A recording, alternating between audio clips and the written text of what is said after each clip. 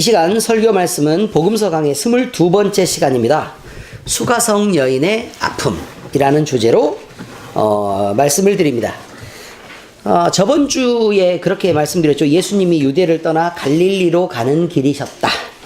그런데 사마리아 땅을 굳이 거쳐서 가지 않고 유대인들이 다니던 땅으로 안 가고 사마리아 땅을 거쳐가지 않아도 되는데 일부러 사마리아 땅을 지나셨고 수가라는 동네에 이르셨는데 거기서 우물가에서 사람이 다니지 않는 시각에 물을 기르러 나온 한 여인을 만나야 했다라고 얘기했는데, 그런데 거기를 간 이유는 거기서 한 여인, 이 여인을 예수님이 만나야 했기 때문에 그 성으로 들어가셨다라고 저번 주에 말씀드렸습니다. 맞지요? 예수님은 그 여인과의 대화를 하시는 중에 너는 지금 나에게 물을 좀 달라 라고 얘기했는데, 그 대화를 하시면서 결국 이 물은 마시면 다시 목마르지만 내가 주는 물을 마시면 영원히 목마르지 않을 것이다 라고 얘기했으니까 그 여인이 이제 듣고 얘기를 하는 거죠. 그렇다면 나에게도 그 물을 주어서 마시게 할 수 있습니까? 라고 얘기하는 거. 그죠? 그리고 그리스도가 자신일 거라는 것을 점점 이렇게 힌트를 자꾸 주시면서 드러내고 있었습니다. 오늘 전할 말씀은 저번 주에 이어서 수가성 여인과의 대화에 대한 말씀인데, 이제 예수님이 생명의 생수가 되신다라는 말을 넘어서 이제 수가성 여인에게 직접 예수님이 그 여인이 가진 아픔들에 대해서 접근을 이제 시작하고 있는 중이다, 이런 말씀이죠. 그 주제로 오늘 말씀을 전하겠습니다. 자, 말씀을 먼저 보면 이렇게 돼 있죠. 예수님은 수가성 여인에게 갑자기 대화를 하다 말고 밑도 끝도 없이 남편을 데리고 오라고 얘기합니다. 남편을 데리고 와라. 요한복음 4장 16절에 보니까 이르시되 가서 내 남편을 불러오라 라고 얘기를 하셨죠. 지금 예수님은 이어지는 대화에 어울리지 않는 엉뚱한 내용의 말씀을 하고 계십니다. 근데요, 보세요. 지금 내용은 이렇죠. 쭉 물을 달라. 왜 나한테 물을 달라 그러십니까? 물을 달라 그러는 이가 누군 줄 알았다면 너는 오히려 나에게 물을 달라 그랬을 것이다. 그 물이 무엇인데요? 영원히 목마르지 않는 생수다 라고 얘기하니까, 그러면 그 다음번에 뭐라고 얘기했죠? 그 물을 나에게도 주어서 마시게 해주십시오. 그래서 다시는 목마르지 않게 좀 해주십시오 라고 얘기를 했죠. 그리고 났더니 그 대화 다음에 바로 이어지는 말이 뭐냐면 가서 네 남편을 불러와라, 이것입니다. 가서 네 남편을 불러와라. 자, 이 말을 들은 이 수가성 여인의 마음이 과연 여러분 어땠겠습니까? 성경 말씀을 보니까 어떻게 되죠? 남편이 예전에 5이나 있었고, 그 다음에 지금 어떤 남자랑 살고는 있는데 그 남자도 남편이 아닌 상황인데 아무도 몰라요. 아무도 몰라요. 갑자기 유대인이 한 명이 이렇게 와가지고 우물가에서 물을 깃고 있는데 물을 달라 그러더니 엉뚱한 말들을 막 이렇게 했어요. 근데 되게 관심이 가는 말이죠. 근데 거기다 대고 갑자기 뭐라고 얘기를 하냐면 네 남편을 데려와라 라고 얘기하니까 자, 흠칫해요, 안 해요? 그렇죠. 흠칫하죠. 자기가 가장 감추고 싶었던 말, 수가성 여인이 가진 그 치부를 정면으로 찌르는 말이었습니다. 또한 이 말씀은 수가성 여인이 가진 본질적인 그가 가진 상처를 드러내는 것이었습니다. 아무도 다니지 않는 시각이요. 햇빛이 뜨거워서요, 사막은 다닐 수가 없는 그런 시각에, 남들이 안 다니는 시각에 이 여인이 혼자 물을 기르러 나왔을 때에는 과연 이 여인이 다른 사람들의 눈을 얼마나 의식했던 여자일까라는 거죠. 그럼 다른 사람들이 이 여인을 좋게 봐주었을까? 아니면 안 좋게 보는 시각 때문에 이 여인이 혼자 숨어서 다닐 수밖에 없었을까? 그런 얘기입니다. 그러면 그 시간에 물을 기르러 나온 이 수가성 여인의 상황을 보면 이 상황과 예수님이 한 질문은 아주 정확하게 맞아떨어지고 있다는 것을 알게 됩니다. 네 남편을 데리고 와라, 이것이죠. 그래서 이렇게 사람의 눈을 피하고 또 혼자 숨어서 지내면서 살던 이 여인의 상처를 보신 예수님은 그 내면에 있는 상처를 드러내기를 원하시고 여인에게 뭐라고 말씀하시냐면 너는 이제 너를 열어서 상처를 내 앞에 꺼내놓아라 라고 말씀하고 계신다 그 말입니다. 근데 이게 앞에 있는 대화랑 전혀 상관이 없는 게 아니고 영원한 생수를 얻기 위해서는 가서 네 남편을 불러 이리로 데려오라는 말씀에 대해서 반응해야 한다라고 책임을 부여하고 있는 것입니다. 네 마음에 더러운 상처, 아픈 상처를 가득 갖고 붙잡고 있는 그 상태에서 그냥 물만 마신다고 해결되는 게 아니고 이걸 열어서 상처를 드러내고 그 상처를 긁어낼 걸 긁어내고 치료할 걸 치료한 다음에 그 다음에 생수에 대해서 얘기하자 이렇게 된 것입니다. 그럼 생수와 상처의 치료는 무관한 일이 아니다 라고 얘기하고 있는 것입니다. 그 말에 대해서 여인은 저는 남편이 없습니다 라고 대답하죠. 자, 요한복음 4장 17절 18절에 보니까 여자가 대답하여 이르되 나는 남편이 없나이다. 예수께서 이르시되 내가 남편이 없다 하는 말이 옳도다. 너에게 남편 5이 있었고 지금 있는 자도 내 남편이 아니니 내 말이 참되도다. 자, 여인의 대답에 나는 남편이 없습니다 라는 말이 쉬운 말이었겠느냐라는 것이요. 이 말은 쉽게 꺼낼 수 있는 말이 아닙니다. 방금 전까지만 해도요, 예수님이 물을 달라고 하자 왜 유대인인 당신이 사마리아 여인인 나에게 물을 달라고 하냐라고 반문하던 여인입니다. 그러니까 예수님과 사마리아 여인 자체가 단절을 선포하고 있단 말입니다. 그 단절을 선포하던 사마리아 여인이 이제 예수님께 가장 자기가 감추고 싶었던 치부를 이제 열면서 대화를 시도하고 있으니까 이제 예수님 앞으로 나아가고 있는 단계로 지금 가고 있다는 말이죠. 이제 이 막으려고 했던 부분을 이렇게 빼꼼히 지금 오픈하고 있는 상황이란 말입니다. 이 여인이 말한 남편이 없다는 말에서 지금까지도 결혼하지 않은 상태에서 지금의 남자랑 살고 있다는 말이 드러나고 있습니다. 통상적으로요, 그 지역은 일부 다처제를 허용하는 지역입니다. 일부 다처제인데요, 일부 다처란 말은 공식적으로 그게 가능하다는 얘기죠. 그죠? 그렇기 때문에 남자들이 어떤 여인과 살 때는요, 혼인을 하지 않고 사는 법이 없습니다. 그리고 그럼 첩을 드릴 때는 어떻게 할까요? 일부 다처니까. 첩을 드릴 때도 부인들을 내비두고 다시 결혼식을 또 해요. 그래서 그 여인을 정식적으로 첩을 받아들이기 때문에 그 첩 역시 정식적인 아내로 인정받아서 부정하다라고 말하지 않게 된단 말이죠.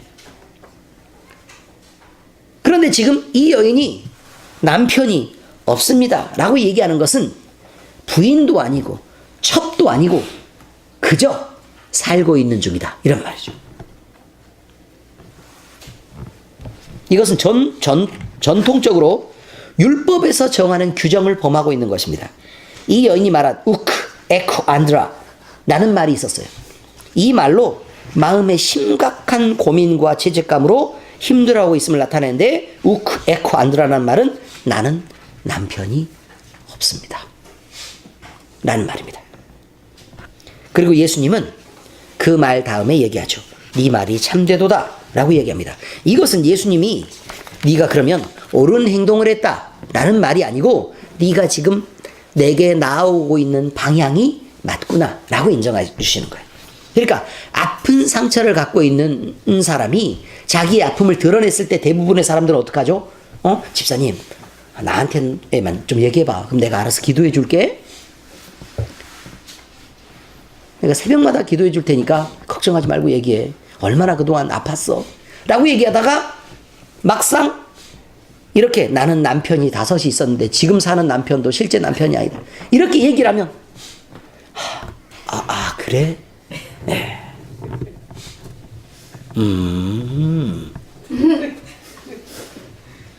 그렇구나. 속으로는 이 여자 진짜 위험한 여자구나 이렇게 생각하지 않겠냔 말입니다. 그런데 이 여인의 오픈과 마음을 연 것과 말이죠, 예수님의 반응 자체는 정확하게 일치하고 있습니다. 예수님은 이 모든 것들을 치료하실 수 있는 분이었다는 얘기죠. 그 얘기를 말하고 있는 거예요. 아무한테나 얘기할 수 있겠습니까? 그건 아니죠. 자, 그래서 이 여인은 이제 예수님이 야곱보다 큰 자입니까? 라는 질문에 대한 대답을 얻게 되었습니다. 야곱이 자기 마음의 상처를 치료할 수 있겠습니까? 우물을 주어서 마시게 했다라는 말은 야곱의 우물이에요. 야곱의 우물을 마시는 자마다 다시 목마르려니와 내가 주는 물을 마시는 자는 다시는 목마르지 않는다. 야곱이 주는 물은 너는 사람을 피해 다니면서 마실 수 있는 물이지만 내가 주는 물은 네 마음속의 생수가 되어서 너를 평생 동안 적셔내는 샘물이 될 것이다. 당신이 야곱보다 큰 자입니까? 그렇다. 그게 나다. 라고 얘기하는 거죠. 그러니 요한복음 4장 19절에 보니까 여자가 이르되 주여 내가 보니 선지자로소이다. 이렇게 말하죠. 근데 이게 이 여인의 마음속에 놀란 게 분명히 있죠. 예수님은 이 여인에 대해서 예수님이 자신이 이미 여인의 가장 심각한 문제가 네가 어떤 문제를 갖고 있다라는 걸 이미 예수님이 직접 말씀을 하셨어요. 여인이 난 남편이 없습니다 라는 말만 했더니 줄줄이 그 여인의 상황에 대해서 쭉 다 나오는데 흠칫하겠죠. 그렇죠? 얼마나 많이 놀랐겠습니까? 근데 점쟁이들처럼 그저 맞추고 끝나는 게 아니고 이제 회복을 시키실 수 있다고 얘기를 하니까 그럼 다시는 목마르지 않게 된다고 얘기했잖아요. 그죠? 그러니까 야, 나에게도 이제 이런 심각한 상황에 있고 절망으로만 가득하고 도저히 나는 여기서 벗어날 수 없을 거라고 믿었던 이런 상황에서 나도 이제 희망이 있을 수 있겠구나. 그렇게 된 거예요. 그래서 이 여인이 상상한 선지자란 아마 이런 선지자였을 거예요. 엘리야나 엘리사. 절망을 완전히 바꿔서 새롭게 하시고 새로운 삶을 허락한 엘리야와 엘리사를 의미하는 걸 것입니다. 자, 이렇게 하나님이 보내신 선지자로 예수님을 인정할 수 있게 되었습니다. 근데 여러분이 생각할 때는 야, 거의 선지자라고만 얘기하냐? 아쉽다 야. 이런 생각을 하실지도 모르잖아요. 그렇지 않습니까? 아, 예수님을 하나님의 아들인데 그걸 눈앞에서 보고도 그걸 못 알아보고 겨우 표현하는 게 선지자냐? 왕도 있고 대제사장도 있고 선지자도 있고 막 이런데 우리는 그 정도는 아는데 여러분이 좀 더 나은 거예요, 상황이. 무슨 말이냐면 그 여인은 겨우 선지자로밖에 알 수가 없었지만 우리는 예수님을 훨씬 더 잘 알게 되었고 성경책도 우리에겐 있으니 얼마나 좋게요. 그렇게 됐단 말입니다. 그런데 이 여인의 마음속에서 선지자라고 믿게 된 것은 어마어마한 믿음입니다. 이제 살았다라는 것에 대한 표현이에요. 이것은 예수님이 여인이 물었던 질문인 야곱보다 큰 자다라는 말에 대해서 그 대답이 여인의 마음속에 심어지게 되었다라는 말입니다. 여기까지가 성경 말씀에 대한 일반적인 해석입니다. 우리는 여기에서 영적 교훈을 얻을 수 있습니다. 자, 첫 번째, 많은 사람들이 선생이신 예수 그리스도를 만날 수 있습니다. 그러나 그리스도이신 예수님을 만나지는 못하고 있는 경우가 대부분입니다. 성경을 읽는 사람이면 여러분 누구나 하나님을 알게 됩니까? 성경을 읽으면 누구나 이해하게 되나요? 아닙니다. 성경은 하나님의 계획과 구원에 대해서 철저하게 그렇게 기록된 책이지만 읽는 그 사람들이 그 읽는 것만으로 또는 가르쳐서 배우는 것으로도요 그 뜻을 알지 못합니다. 누가복음 8장 9절에서 10절에 보니까 4가지 땅에 떨어진 씨의 비유를 말하고 있는데 예수님이 씨앗의 비유를 얘기했죠. 그런데 그 씨앗, 말씀이 우리 마음 가운데 떨어질 때라는 거예요. 제자들도 이해를 잘 못했어요. 그래서 이 비유의 뜻을 예수님에게 직접 물어보니까 이르시되 하나님 나라의 비밀을 아는 것이 너희에게는 허락되었으나 다른 사람에게는 비유로 하나니 이는 그들로 보아도 보지 못하고 들어도 깨닫지 못하게 하려 함이라. 이렇게 되어 있어요. 비유로 말씀하신 이유가 그렇다고요. 성경은 여러 가지 비유들이 들어있어요. 그러니까 결국 있는 그대로 딱 써놓고, 그럼 몇 월 며칠 날, 그럼 나온다고 성경에 그렇게 써놓으면, 그날 태어났으면 우리가 믿지, 그럼 안 믿겠어? 라고 얘기하지만, 여러분, 그렇게 쓰여져 있는 게 성경이 아니라고 얘기를 하는 거예요. 성경이란 비유로 적혀 있고, 그 비유를 믿음이 있는 사람, 하나님이 허락하신 사람들에게만 그게, 아, 진짜 이러네? 라고 진실로 믿어지게 되고, 성경은 그렇지 않은 사람들에게는 그 비유를 들어도, 아, 그런 비유가 그런 뜻이야? 뭐 그럴 수도 있겠네. 그러고 넘어간단 말입니다. 하나님이 정하신 사람에게는 하나님의 말씀이 그 안에 떨어졌을 때 자기의 마음을 움직이고 변화시키고 감동하는 힘이 있는데, 많은 사람들은 그걸 듣고 맹숭맹숭 한단 말입니다. 어떻게 그럴 수가 있겠습니까? 우리는 상상이 안 되는 일인데 그냥 그렇단 말입니다. 그래서 여러분이 하나님의 자녀라는 뜻입니다. 또한 예수님과 함께 여러 해를 동행했던 제자들이 모인 자리에서 예수님은 제자들에게 자신에 대해서 묻습니다. 그러니까 이 말을 너무 간단하게 넘어가시면 안 돼요. 예수님하고 함께 만나고요, 날마다 먹고 같이 지냈다고요. 예수님이 가르치는 걸 다 들었어요. 그리고 일으키는 기적을 다 보았어요. 그걸 다 본 제자들이 다 같이 모인 자리에서 예수님은 제자들에게 묻죠. 사람들이 나를 누구라고 하느냐? 그러니까 선지자 중에 뭐 하나라고 그렇게 얘기합디다, 이렇게 얘기하는 거죠. 그래서 제자들에게 다시 물어요. 너희는 나를 누구라 하느냐? 이런 질문에 대해 베드로는 얼른 나서서 예수님한테 대답합니다. 주는 그리스도시요 살아계신 하나님의 아들이십니다. 이 말에 대해서 예수님이 하신 말씀이 이렇죠.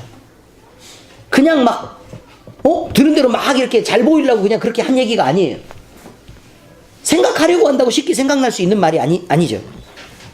그래서 예수님이 그 베드로에게 이렇게 말하죠. 이를 너에게 알게 한 이는 혈육이 아니요 하늘에 계신 내 아버지시니라. 그렇습니다. 예수님을 본 자들이라도 예수님을 알 수가 없는 것입니다. 본다고 아는 게 아니에요. 그럼 예수님이 직접 여기 오셔가지고 뭐 내가 막 전도하고 싶은 누구한테 막 이렇게 딱 가요. 그래서 나는 예수님이다. 내가 하나님의 아들이고 넌 나를 믿어라. 라고 얘기를 하면 믿겠냔 말입니다. 택도 없단 말이에요.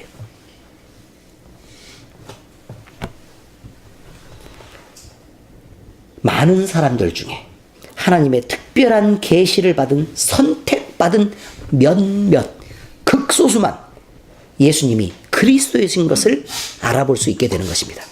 그 사람이 바로 여러분들입니다. 마태복음 16장 13절에서 20절에 보니까 읽어드릴게요.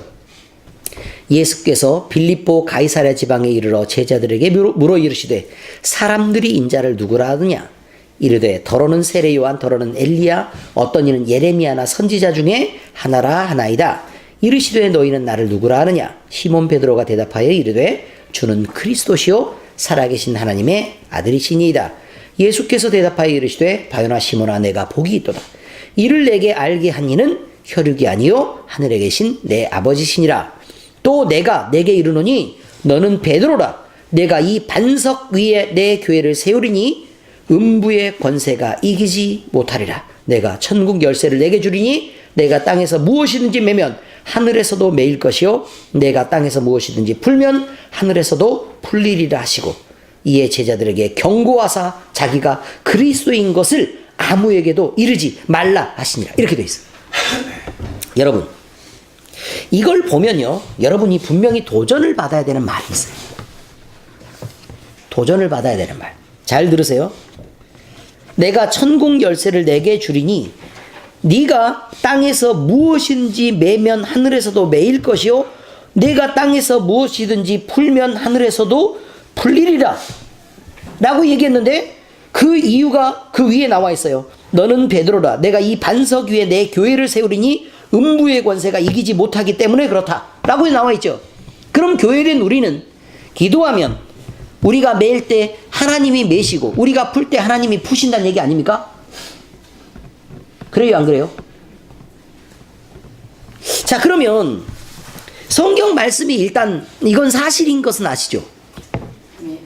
맞죠? 성경 말씀이 사실인 것은 아시죠? 그럼 분명히 사실인 걸 믿으십니까? 네, 그렇습니다. 자, 그러면 사실인 것은 부인할래야 부인할 수 없는 것입니다. 더군다나 우리 같은 경험을 가진 사람들은 더더욱 그렇습니다. 다시 묻겠습니다. 교회의 이름으로 천국 열쇠를 가진 우리가 땅에서 매면 하늘에서 매이고 땅에서 풀면 하늘에서도 풀리는 걸 믿으십니까? 네. 다 아멘, 부지런히 아멘 하셔야 돼요. 믿으십니까? 네, 그렇습니다. 자, 그렇다면 이제 우리는 우리 자신들을 돌아보아야 합니다. 뭘 돌아봐야 되느냐? 자, 왜 내가 기도하는 것들이 매이거나 풀리거나 내 기도하는 것처럼 그렇게 쉽지 않을까?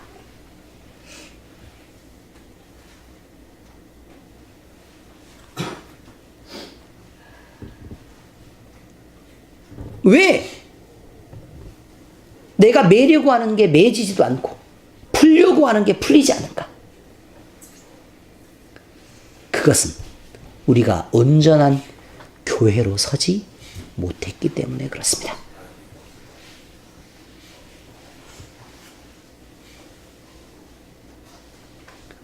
얼른 돌아보셔야 합니다.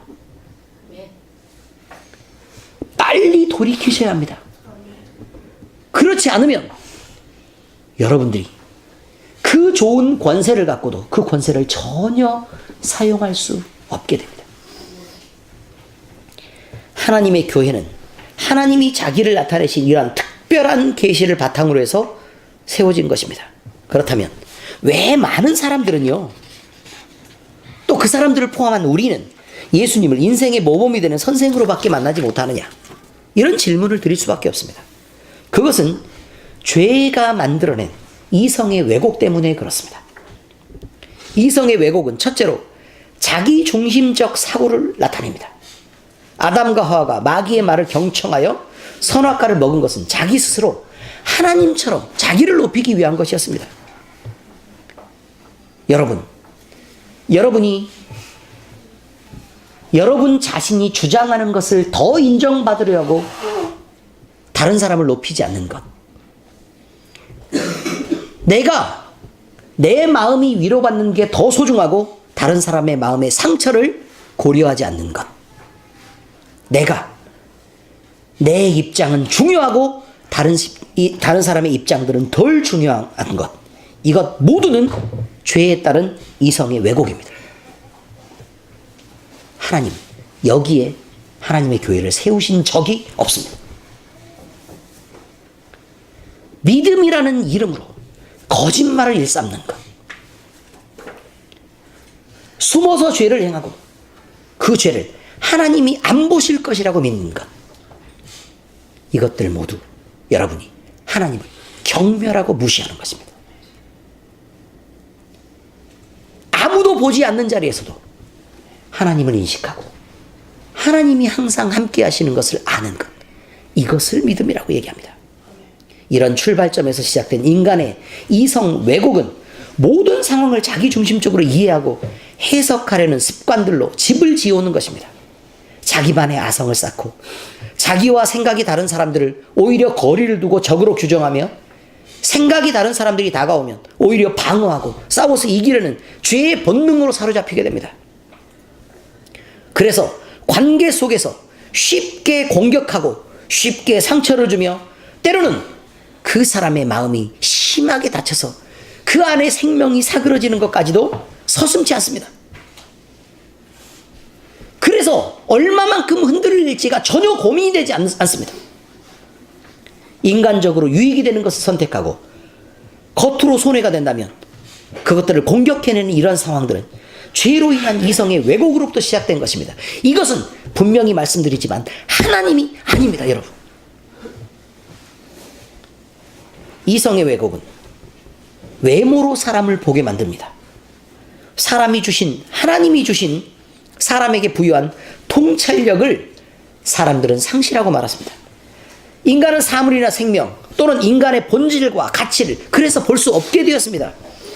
그래서 눈에 보이는 것과 귀에 들리는 것, 손으로 만져지는 이 감각기관들을 동원해서요, 보고, 듣고, 느끼고, 또 그것들을 통해서 판단합니다. 그러나 이것들은 결코 대상이 가진 본질의 전부일 수가 없습니다. 이런 왜곡되고 부분적인 감각에 의존하는 인간들은 결국 이 감각들을 쌓고 쌓아서 그 경험을 통해 관계를 규정해버리고 자기 편하게 판단해버리고 자신들이 각각 옳다고 주장하는 이성의 왜곡으로 점점 다가가서 하나님과 멀어지는 것입니다. 그래서 사람들은 외모로 사람을 보고 판단하게 되는 것입니다.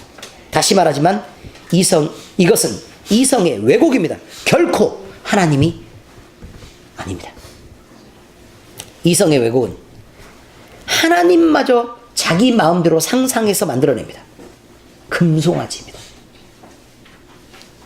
신앙은 하나님을 위한 것입니다. 결코 인간을 위한 것이 아닙니다. 여러분들이 유익을 받을 수는 있지만 그 목적은 하나님 앞의 영광입니다. 그런데 자기를 위한 수단으로 신앙을 이해하는 것으로 우상을 만들고 그것들을 섬겨왔습니다. 하나님이란 이름 역시 우상입니다. 그렇게 만들면 그렇다는 얘기입니다. 바른 신앙을 하고 있다고 주장하는 사람들 역시 여기에서 자유롭지 못한 것을 기억하셔야 합니다. 성경보다는 자기 경험과 지식을 신뢰하는 사람이라면 어느 누구라도 그것이 신앙이어도 이런 위험 속에 있다는 사실을 명심하시기 바랍니다. 그것은 하나님이 아닌 것입니다. 두 번째, 누구라도 예수님을 만나기 위해서는 솔직해져야 합니다. 우리 모두는 누구라도 부끄러운 과거를 가졌을 수 있습니다. 성경에 사마리아 여인을 등장시킨 것은 또 예수님이 이런 여인을 만나서 생수의 대화를 나누신 이유는 지금 이 말씀을 듣는 어느 누구라도 이보다 심하지는 않지 않냐라는 것입니다. 예수님 앞에서 그러면 솔직하게 자기 자신을 내어놓고 고백하며 예수님을 누구라도 구하기만 하면 이 수가성 여인이 예수님을 만난 것처럼 여러분 모두 예수님을 만날 수 있다는 말씀을 주시기 위해서 그렇습니다. 우리와 무관한 말씀을 뭐 때문에 적어놓겠습니까? 많은 옳음을 주장했던 사람들은 이 수가성 여인을 창기를 바라보는 눈으로 바라보았을 것이며 창녀와 같은 취급을 했을 것입니다. 그러니까 숨어 다닐 수밖에 없죠. 얼마나 아팠겠습니까? 사람들의 눈이 말이죠. 얼마나 힘들었겠습니까? 사람들의 그 시선이. 자기 자신이 얼마나 불쌍하고 얼마나 못났고 얼마나 비참했겠습니까? 여인은 그렇게 살아왔던 것입니다. 또한 그와 함께 살던 남자 역시 이 여인의 방패였겠습니까? 이 남자가 방패가 되려고 했었으면 그 흔한 일부 다천대 결혼식 정도는 올려줘야 되지 않겠습니까? 남자 역시 여인의 방패가 아니었단 말입니다. 이 여인은 그저 그런 취급을 받으며 견딜 수밖에 없는 그런 상황이었는 것이 분명합니다. 그런데 예수님이 갑자기 찾아오셨습니다. 그냥 물들어 나간 저녁에 예수님이 찾아오셨습니다. 그리고 예수님의 마음을 두드리시며 다가오실 때 이 여인은 누구나 하는 것처럼 자기 자신을 방어하고 자기 자신을 보호하지 않았습니다. 할 수 있는 한 진심을 다하며 솔직하게 예수님에게 자기 자신을 열어 보여드렸습니다. 이것이 예수님의 은혜를 받아들이는 자의 모습입니다. 예수님 앞에 선 지금도 여러분이 죄와 약점들을 감추고 계십니까? 은밀하게 행동하면 감추려고 하는 죄는 과연 감춰질 수는 있는 것입니까? 사람들 보기에 늘 바르게 행동하고 교회에서는 늘 옳은 것처럼 행동하면 과연 그 사람의 마음의 진심이 정말 가려지기는 하는 것입니까? 하나님 앞에서? 오히려 그런 것들이 감춰지지 않기 때문에 늘 마음속에 불편함과 두려움이 있는 것이 아닙니까? 속이면서라도 여러분이 아직 무너지지 않았다는 최소한의 자존심이라도 그렇게라도 지켜내고 싶으십니까? 만약에 예수님이 아무 반응이 없으면 예수님이 속아 넘어가 주기는 하는 것입니까? 이렇게 예수님도 속이고 자기 자신도 속이고 사람들도 속이고 교회도 속이고 하나님도 속인다고 믿는 자기 자신이 이렇기 때문에 점점 더 나빠지고 점점 더 헤어날 수 없는 깊은 죄의 구렁텅이로 빠져드는 것은 아닙니까? 만약 여러분이 예수님을 만나서 여러분의 죄의 문제를 해결하고 싶다면 지금 당장 용기를 내셔야 합니다. 여러분이 당하고 있는 가장 아픈 경험과 아픔들을 지금 해결하고 싶다면, 지금 가장 갈급한 문제들을 풀어내고 싶다면 이런 것들로부터 빨리 용기를 내고 결단하셔야 합니다. 적어도 예수님 앞에서만큼은, 교회에서 그러란 얘기 아닙니다.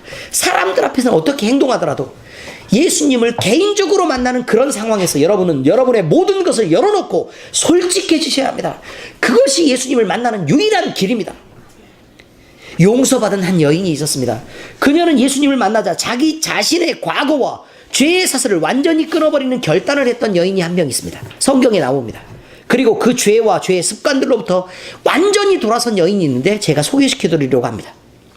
이제 그녀는 그녀의 과거와 모든 얽힌 죄를 용서하신 예수님을 자기의 전부를 내어드리며 사랑하게 되는 상황까지 회복되었습니다. 누가복음 7장 37절 38절에 보니까 이렇게 되어 있죠. 그 동네에 죄를 지은 한 여자가 있어 예수께서 바리새인의 집에 앉아 계심을 알고 향유 담은 옥합을 가지고 와서 예수님 뒤로 그 발곁에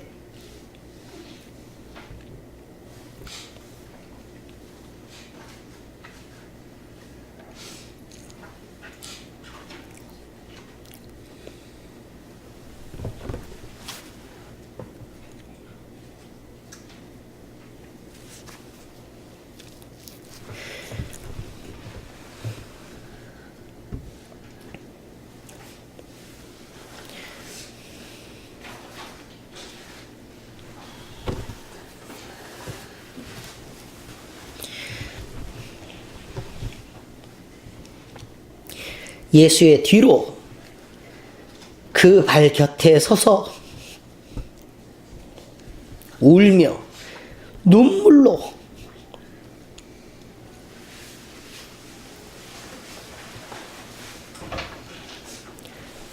그 발을 적시고 자기 머리털로 닦고 그 발에 입 맞추고 향유를 부으니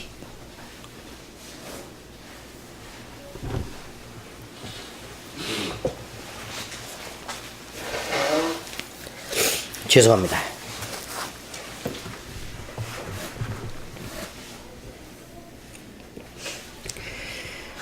당당한 여인이 아닙니다. 죄를 지은 한 여자가 있답니다.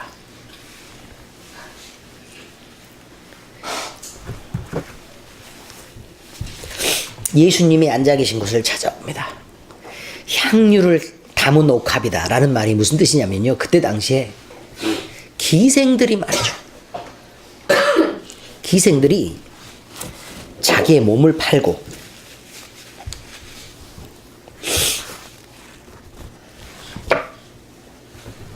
그렇게 모은 돈을 길을 쓰고 모읍니다. 길을 쓰고 모으죠. 향유가 너무 비싸서요. 그냥 몇 방울 몇 방울을 돈 버는 대로 그렇게 모아요. 그냥 노후 대비도 하고 자기의 죽음을 대비하기도 하고 그렇게 모읍니다. 그게 향유 담은 옥합입니다. 자기의 평생을 들여서 모아놓은 게 그 향유를 담은 옥합이라는 거예요.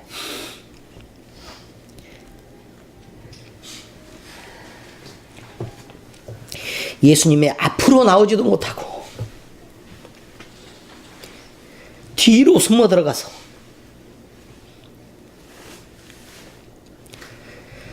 그 발 곁에 서서 울며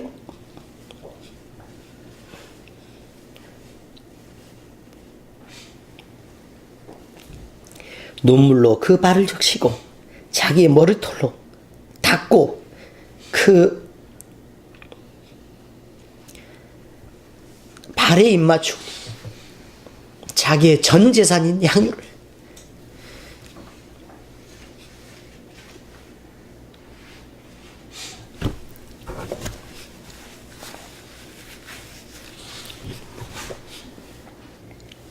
예수님의 발에 붓는 것입니다.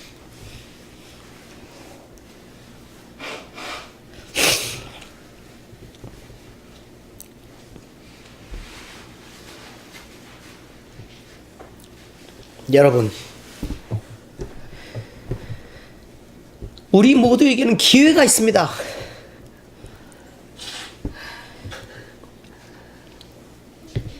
예수님을 만날 기회,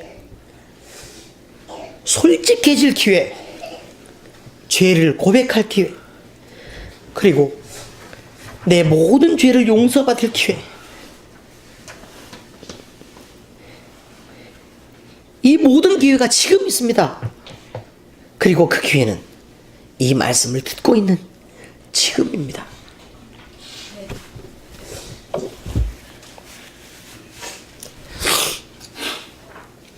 고린도후서 6장 1절에서 2절에 이렇게 되어 있죠. 우리가 하나님과 함께 일하는 자로서 너희를 권하노니 하나님의 은혜를 헛되이 받지 말라. 이르시되 내가 은혜 베풀 때에 너를 듣고 구원의 날에 너를 도왔다 하셨으니 보라 지금은 은혜 받을 만한 때요 보라 지금은 구원의 날이로다. 여러분, 지금이 지나가면 기회가 없을지도 모릅니다. 지금이 지나가면 기회가 없을지도 모릅니다, 여러분. 그러니 우리 모두는 예수님을 만나기 위해서 솔직해져야 됩니다. 세 번째, 주님은 이런 우리의 아픔을 치유하시는 참 치유자가 되십니다. 예수님이 사마리아 여인에게 남편을 데려오라고 하신 말씀을 하신 것은 흠을 잡기 위해서, 아픔을 긁기 위해서 하신 말씀이 아닙니다. 회복하시기 위해서 그렇습니다. 아무나 이런 말을 하겠습니까? 예수님이니까 이런 말을 하는 것입니다. 왜요? 예수님에게는 치료의 능력이 있으니까요. 하나님은 치료받지 못하고 병든 이스라엘을 향해, 여전히 병들어 있는 이스라엘을 향해서 한탄하고 계십니다. 예레미야 8장 22절에 길르앗에는 유향이 있지 아니한가, 그곳에는 의사가 있지 아니한가, 딸 내 백성이 치료를 받지 못하면 어찌 되느냐.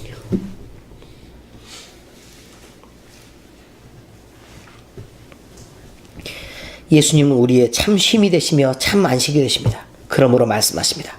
마태복음 11장 28절에 수고하고 무거운 짐진 자들아 다 내게로 오라. 내가 너희를 쉬게 하리라. 기도하시겠습니다. 우리의 아픔을 치유하실 뿐만 아니라 우리의 모든 고통을 치유하시는 하나님 아버지, 지금까지 우리가 참 못나고 죄책감에 눌려 감추고 또 감싸왔던 모든 허물과 죄와 습관을 주님 앞에 내어놓고 싶습니다. 그런데 우리는 그동안도 너무나 죄의 습관과 내 방어에 눌려 있어서 모든 것을 다 알고 계시는 주님까지 속이려고 했고 또 감추려고 했던 습관들이 있습니다. 그리고 그것들 때문에 온전히 우리의 마음을 열어놓고 내놓기가 어렵습니다. 우리에게 용기를 주시고 지금 당장 죄와 그 습관을 벗어버리게 하시옵소서. 그래서 우리도 예수 그리스도의 빛 가운데서 당당히 살게 해주시고 그리스도의 사랑을 누리고 살게 해주시옵소서. 우리에게 참 회복을 주시고 우리도 마음껏 숨쉬며 살게 하시옵소서. 우리를 사랑하시고 우리를 구원하신 우리 주님 예수 그리스도의 이름으로 기도합니다. 아멘.